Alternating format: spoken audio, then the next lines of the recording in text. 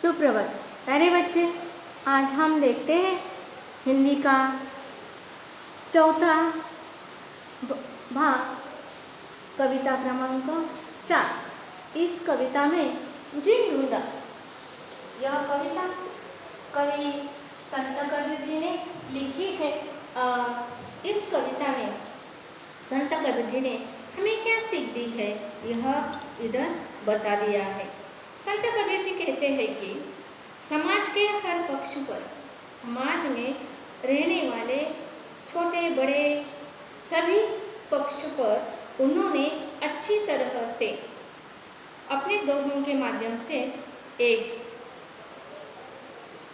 लपेट कर अपनी बात कही है। प्रस्तुत दोहों में उन्होंने विभिन्न विषयों पर अलग अलग उदाहरणों के साथ उन्होंने यहाँ बता दिया है कि हम किसके साथ कैसे रहना चाहिए, किसके पास से क्या सीखना चाहिए। ये इसके बहुत अच्छे अच्छे उदाहरण उन्होंने यहाँ दे दिए हैं।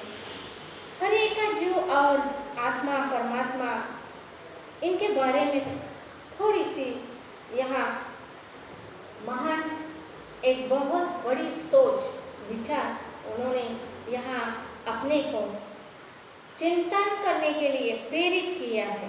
थोड़ी सोच लो मेरे प्यारे बच्चे, आज हम जिस माहौल में रहते हैं, बिगड़े हुए प्राकृतिक नैसर्गिक कुदरती रूप में हम कुछ पल गवा रहे हैं।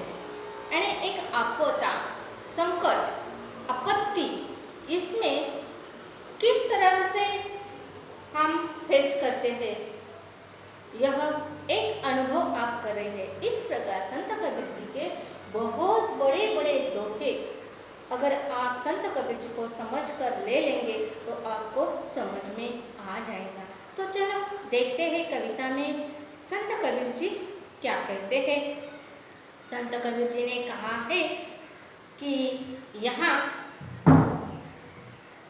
पहले देखो, जिन ढूंढा, बड़ा हुआ तो क्या हुआ जैसे पेड़ खजूर, बड़ा हुआ तो क्या हुआ जैसे पेड़ खजूर, पंक्ति को छाया नहीं फल लागे अति दूर। शीश को ऐसा चाहिए गुरु को सब कुछ दे, गुरु को ऐसा चाहिए शिष्य से कुछ नहीं ले। कबीरा संगत साधु की जो गंदी की बास, जो कुछ गंदी दे नहीं तो भी बास सुबास। दुर्बल को न सताइए, दुर्बल को न सताइए, जाकी मोटी हाय, बिना जू की श्वास से लोक भस्म हवे जाए।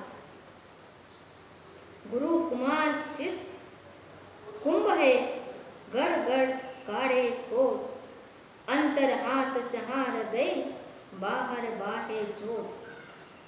जाको राखे साइया, मारी न सके को, बालन बाका करी सके जो जग बैरी होय। नैनो अंतर हाव तू नैन झांपी ते ही तो ही लेओ, ना मैं देखो और को ना तो ही देखने दो। लाली मेरे लाल की जीत देखो तीत लाल, ताली देखन मैं गई मैं भी न हो गई ना। कस्तूरी कुंडल बसे मृग ढूंढे बन माही, ऐसे घट में पीव है दुनिया जाने ना। जिन ढूंढा तीन पाइया गहिरे पानी पे, जो बोरा डूबन डरा रहा किनारे बैठ। जो तो को कांटा बोए ताही बोऊ तू फूल, तो ही फूल को फूल है बाको ही त्रिशूल। मेरे प्यारे बच्चे, संत कबीर जी कहते हैं कि बड़ा हुआ तो क्या हुआ। कौन बड़ा हुआ? इंसान को यहाँ इन्होंने एक खजूर के पेड़ का उदाहरण दे दिया है। संत कबीर जी कहते हैं खजूर का पेड़ बहुत ऊंचा चला जाता है और पेड़ ऊंचा जाता है, इसीलिए रास्ते से आने जाने वाले भूखे लोगों को खजूर खाने को नहीं मिलती। सही है, भूख लगी है, बहुत भूख लगी है, सामने खजूर का पेड़ लदा हुआ खड़ा है, लेकिन वह खाने के लिए ही नहीं मिल रहा। बड़ा हुआ तो क्या हुआ, जैसे खजूर का पेड़ पंथी को छाया नहीं, फल लाहे अति दूर। आने जाने वाले रास्ती, पंथी, पंथी का मतलब रास्ते से आने जाने वाला राही, तो उसे छाव नहीं मिलती, छाया नहीं मिलती, तो और फल भी लगे हैं तो बहुत दूर है, यानी भूखे पैसे को वह खजूर खाने को भी नहीं मिलती और उसकी छाव भी नहीं मिलती। शिष्य को ऐसा चाहिए गुरु, शिष्य को, शिष्य का मतलब है शिष्य, छात्र, गुरु को सब कुछ देय, गुरु को ऐसा शिष्य मिलना चाहिए कि जो अपना सब कुछ 100% देकर गुरु को जो बोलेगा, ज्ञान देगा, वो अपने जीवन में हासिल करके अमल करने वाला, सब कुछ सुनने वाला, सुनकर आगे चलने वाला, ऐसा शिष्य अगर गुरु को मिला तो क्या हो जाएगा, गुरु सबको दे। गुरु अपने पास जो भी ज्ञान है, अच्छी बातें हैं, अच्छे ज्ञान जो है उसको शिष्य को दे देगा। शिष्य गुरु को ऐसा चाहिए, शिष्य से कुछ नहीं ले। ये तो बहुत बड़ा यहाँ उदाहरण दे दिया है। संत कबीर जी अपने गुरु और शिष्य के बारे में बताते हुए कहते हैं कि गुरु को शिष्य ऐसा मिलना चाहिए, ऐसा होना चाहिए कि सब कुछ गुरु को दे दे, लेकिन गुरु उसके बदले में ज्ञान देने के बाद गुरु शिष्य के पास से कुछ लेने नहीं वाला चाहिए। आपको समझ में आ गया, गुरु जब देता है बरबर के देता है, शिष्य भी लेता है, लेकिन उसके पीछे गुरु के दिल में, गुरु के मन में शिष्य से कुछ में वापस मिलेगा, यह आशा नहीं रखने वाला गुरु मिलना चाहिए। सब कुछ न्यौछावर करने वाला चाहिए, दे देने वाला चाहिए। वह अपने अहम भाव को त्याग दे और गुरु को ही सर्वस्त्र, सब कुछ सर्वस्व समझेगा, ऐसा गुरु मिलना चाहिए। और गुरु को भी ऐसा होना चाहिए कि भर भर कर पूरी नज़रिया से, दृष्टि से वह अपने गुरु को, अपने शिष्य को मार्गदर्शन करे, उसका जीवन सुधारे, वह अपने पैरों पर कौन से भी छोटे बड़े संकट में वह अपने रास्ता निकाल सके, इतना उसको तैयार करना चाहिए। कबीरा संगत साधु की जो गंदी की बास, जो कुछ गंदी दे नहीं तो भी बास सुभाष। देखो कितने अच्छी तरह से यहाँ संत कबीर जी ने हमें बता दिया है कि मनुष्य को सदा ही सत्संगति सदा घड़ो, सूजन वाक्य कानी पढ़ो, ऐसा मराठी में कहा जाता है। सदा सज्जन व्यक्तियों के साथ हमें रहना चाहिए, सहवास मिलना चाहिए, उनके साथ चलना चाहिए।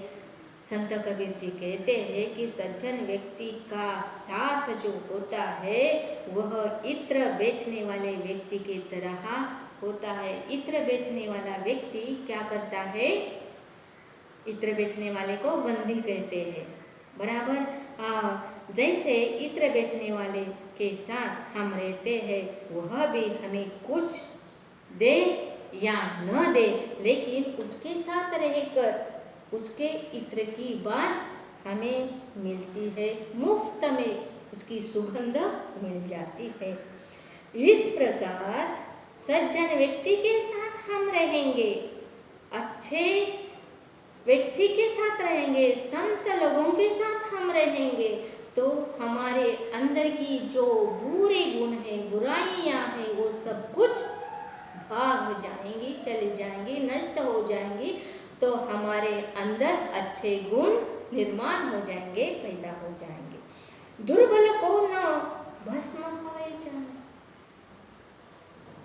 दुर्बल को न बसताए जाकी मोटी हार, बिना जीव की श्वास से लोह भस्म हवे जाए। आप क्या करते हैं, देखिए यहाँ दुर्बल पहले ही कमजोर है। देखो मैं एक एग्जाम्पल बताती, किसी के रास्ते में जाते जाते रास्ते के किनारे एक सांप मरेला गिरा हुआ है और कुछ बच्चों ने देखा और उनको पत्थर मार के देखा कि वो जिंदा है या नहीं। 2-4 पत्थर मारने के बाद जोर जोर से चिल्लाने लगे कि हाँ मैंने सांप को मारा, लेकिन वो पहला ही मरा हुआ। यहाँ संत कबीर जी कहते हैं कि दुर्बल को न सताए, जो पहले से ही पीड़ित है उनको सताने का नहीं है, जो पहले से ही कमजोर है उसको सताने का नहीं है। वो पहले से ही शक्तिहीन हुआ है, कमजोर हुआ है, पीड़ित है, तो उसको सताने से कुछ फायदा होगा? ऐसे व्यक्तियों को सताने पर उनकी जो क्या बोलते हैं आप, आह लगती है, यानी शाप लगता है, बद्दुआ लगता है, वो बहुत खतरनाक होता है। इसीलिए मैं आपको बार बार बताती हूँ, आपने बड़े बुजुर्गों पीड़ित लोगों की सेवा की तो वो जो दुआ देंगे आपको वो बहुत काम आने वाली बात है। बात समझ में आए? जो दुआएं देते हैं वही दवा होती है और बद्दुआ होती है वह हमें कमज़ोर कराती है। यह बताते हुए हमें यहाँ कहा है कि लोहार आपको पता है, बिना जो की श्वास से लोह भस्म हवे जा। लोहार आपको पता है, जो ऐसे ऊपर नीचे रस्सी खींचता है, आगे हवा निकल जाती है, निकारे खुल जाती है, धार लगाने वाले रहते हैं। देखो कई मुरली के यहाँ लोग आके रहते हैं उनाले के दिन में, दिवाली के बाद वो क्या करते, एक औरत बैठती और ऊपर नीचे हवा डालने का काम करते हैं, आगे के निकारे खुल जाते हैं। तो उसके निकारे खुलने के बाद वो लोहा गर्म हो जाता है, गर्म होने के बाद उसको एक आकार दिया जाता है। तो इस तरह से यहाँ संत कबीर जी क्या कहते हैं, देखिए लोहार की दोकनी मरे हुए जानवर को खाल से बनी हुई निर्जीव होती है, उसके अंदर जो नहीं होता, पर उसकी सांस जो होती है, हवा जो होती है, वह अग्नि को प्रज्वलित करती है, वह लोहे को भस्म कर देती है, प्रज्वलित करती है। तो प्रत्येक मनुष्य के शरीर में एक विद्यमान शक्ति है, ऐसी ताकत है जो अज्ञानवश उसे यहाँ वहाँ ढूंढता फिरता है, वह अपने अंदर विद्यमान ईश्वर को नहीं पहचान पाता है। तो यहाँ हमें कह दिया है कि यह जो दुर्बल को न बताइए न सताइए, जाकी मोटी हार, बिना जो की सांस से लोह भस्म हवे जा। तो यहाँ आगे देखिए, गुरु कुमार शिव शीस कुंभ है, गढ़ गढ़ काड़े कोट, बाल न बाका कर सके तो जब बैरी हो। कितना अच्छा उदाहरण दे दिया है। देखो इधर संत कबीर जी कहते हैं कुम्हार काम करता है मिट्टी से, मिट्टी का गोला हाथ में लेता है और उसको अंदर से खाली रखता है बराबर, और ऊपर से एक लकड़ी से ठोकता रहता है और उसको आकार देता है। प्यारे बच्चे, वो अंदर का जो हाथ रहता है, मटकी के अंदर का जो हाथ है वह प्यार का हाथ है, वो प्यार से उसको घुमाता रहता है और एक हाथ से आहिस्ता आहिस्ता ऊपर से फटके देता है तो उसको आकार प्राप्त हो जाता है। इस प्रकार गुरु क्या करता है, अपने शिष्य को प्यार से भी बातें समझाता है और कठोरता से भी बातें समझाता है, सिखाता है। गुरु कुमार शीश कुंभ है, गुरु कुम्हार है और कुंभ, कुंभ का मतलब घड़ा, वह जो है शिष्य है, यह गढ़ गढ़ काटे खोट मार मार कर उसको अच्छी तरह से आकार देना, अच्छी तरह से तैयार करने का काम गुरु अपने शिष्य को करता है। अंतर हाथ सहारा दे, अंदर का हाथ सहारा देता है, आसरा देता है, प्यार देता है और उसे अपने पास अपना करता है। बाहर से चोट मारता है, लगता है, फिर भी वो अच्छी तरह से तैयार हो जाता है। नैन अंतर आवतु नैन झांपी ते ही लेवा, ना मैं देखो और को ना तो ही देखन दे। तो देखो कितना बहुत बड़ा उदाहरण यहाँ दे दिया है हमें। संत कबीर जी कहते हैं कि हे प्रिय ईश्वर, हे प्रिय ईश्वर, हे प्रभु, मेरी आँखों में समा जाइए और मैं अपनी आँखों को बंद कर लूँ। आपका जो स्वरूप है, रूप है, मैं मेरे आँखों में बंद करके रखता, न मैं किसी अन्य देव देवताओं की ओर देखूं और न ही तुम्हें किसी के ओर देखने को। नहीं ना, आंखें, मैं मेरे आँखों से तुम्हारी ओर देखूंगा, तुम भी मेरी ओर देखो। मैं आपको किसी को ओर देखने को नहीं दूंगा, मैं किसी को ओर नहीं देखूंगा। समझ में आ गया इसका अर्थ? तो इस प्रकार संत कबीर जी कहते हैं, लाली मेरी लाल की जीत देखो तितला, लाली देखन मैं गई, मैं भी हो गई लाल। लाल किसको कहा जाता है रे? आपको पता होगा। यहाँ लाल कहा जाता है श्री कृष्ण ईश्वर जी को, श्री कृष्ण का आरोप। ईश्वर की महिमा सारी दुनिया में व्याप्त है, जहाँ देखिए वहाँ ईश्वर हाजिर रहता है। इस दुनिया में एक जगह भी ऐसी नहीं है कि वहाँ ईश्वर नहीं है। हर जगह पे ईश्वर हाजिर है। तुम कहाँ भी उनको याद करो, उसका नाम ले लो, वह तुम्हारे साथ है। जब भी भक्त ईश्वर का महिमा देखता है, सुनता है, अमल करता है, तो देखो प्यारे बच्चे, तो वह तो स्वयं ही एक महिमा में रंग डालने का काम करता है। बात समझ में आ गई? तो ईश्वर की महिमा से वह इतना ईश्वरमय हो जाता है। जब भी हम ईश्वर की प्रार्थना करते हैं तो एक हो जाते हैं। रेंज मैं शॉर्ट में आपको बता देती, हम मोबाइल इस्तेमाल करते हैं बार बार, जहाँ मोबाइल को नेटवर्क रहता है, रेंज रहती है, वहाँ हम जाके खड़े रहते हैं। इस प्रकार से हम इंसान इंस्ट्रूमेंट है ईश्वर का, जहाँ ईश्वर का नेटवर्क चलता रहता है, रेंज आते जाते हैं, एक हो जाते हैं, तभी हमको किसी की जरूरत नहीं होती, ईश्वर और हम एक हो जाते। इतना आसान है इसका। तो आगे के जो 3 दोहे हैं वह हम आगे के भागों में देखेंगे। ओके।